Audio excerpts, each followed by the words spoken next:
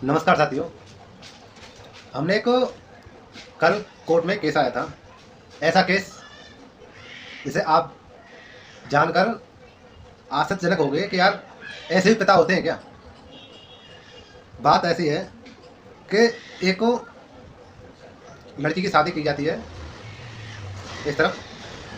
तो होता क्या है कि शादी हो जाती है तो आप जानते हो कि शादी होती है तो एक साल में ना लड़की समझ पाती लड़के को और ना लड़का समझ पाता है। तो स्टार्टिंग में शादी का ऐसा होता है कि स्टार्टिंग में 3 साल शादी की बता दी आराम से जैसे तैसे, तो वो शादी हमें ज़िंदगी भर चलती है। अदरवाइज आप एक साल भी एडजस्ट नहीं कर पाते हो ना तो शादी नहीं चल पाती है।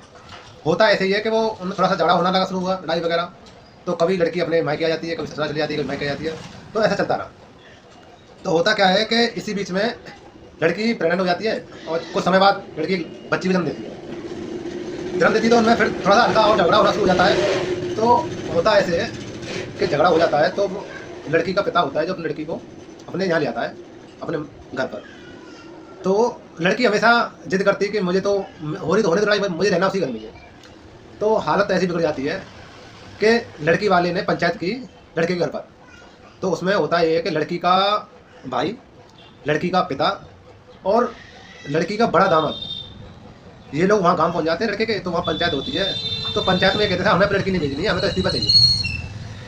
तो बातें होती हैं इस्तीफा, सारी पंचायत लोग बैठी रहती है। तो इस्तीफा होता है, वो मांगते हैं 2 लाख रुपये, हमको शादी में लगा था जो हमारा सामान था वो चाहिए, और 5 लाख रुपये हमें लड़की को चाहिए। उस बच्ची को हम ही रखेंगे, आपको कोई ज़रूरत नहीं है। अब हम तो सब वहाँ बड़ी पंचायत में इस्तीफा होता है, साइन वगैरह होते हैं। तो वहाँ से सब ये चीज़ें वहाँ से तुम्हारा 7 लाख लड़की का पिता लेके आ जाता है घर पर। तो होता ऐसे है कि इस बात को लड़की को पता नहीं चलती है कि मेरे पिता ने ऐसा ऐसा किया है। तो लड़की मैसेज करती है कि वो फ़ोन भी नहीं करते, मैं फ़ोन करती फ़ोन नहीं उठाते और मुझे जाना वहीं पर जाना है। तो वो समझाती है बेटा वो तुझे देख, तुझे लग नहीं चाह रहे हो तो तेरी शादी और कहीं कर देंगे, वहाँ रहने दे, वो तुझे मारपीट करता है, दारू वारू पीता है। लड़की मैसेज करती थी कि मुझे जाना उसी घर में। तो होता ऐसे कि उस लड़की के पिता ने क्या किया कि ऐसी बात है चलो उन पर केस कर देते हैं। अब वो लड़के पर केस कर देते हैं दहेज का और खर्चा का।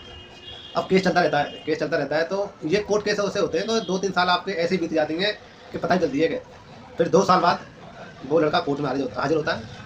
तो वो वहाँ जज के सामने बताता है कि साहब ये मैं इनको 7 लाख रुपये दे चुका हूँ और ये पंचायत में लड़की का इन्हें इस्तीफा मंजूर कर लिया है।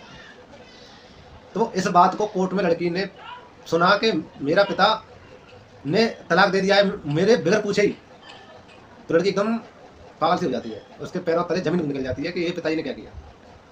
तो फिर होता ऐसे है, वकील के पास आती है और वहाँ रोती है कि अब बताओ कि मेरे पिता ने मुझे नहीं बताया कि इन्होंने ऐसा कर दिया, कम से कम मुझे एक बार तो बता दिया होता और मैं केस क्यों लड़ती।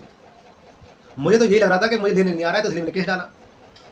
अब होता है ऐसे कि लड़की कहती है कि चल ठीक है जो कुछ हुआ, पर मुझे लड़की को क्यों मेरे पास रखा। अब लड़की का बाप का नाम किसको दूंगी मैं, इस लड़की का बाप कौन बनेगा, कम से कम मैं इस लड़की को उसी को देती मैं।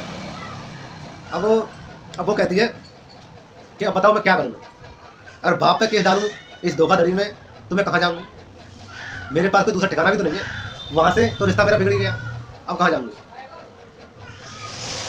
अब ऐसे पिता होते हैं,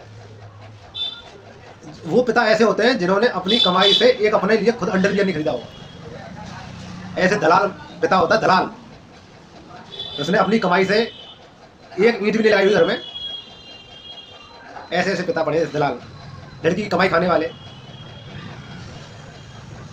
ऐसे पिता के बारे में क्या कहिएगा। उस लड़की की कहानी बहुत दर्दनाक थी, उसके पिता ने इतना बुरा किया है। ऐसे पिता के साथ क्या सलूक किया जाए, अपनी बेटी का घर बर्बाद करते हैं सिर्फ इस चक्कर में कुछ 2-4 लाख मिल जाएंगे, उनसे बैठकर मैं कुछ खाऊंगा मैं।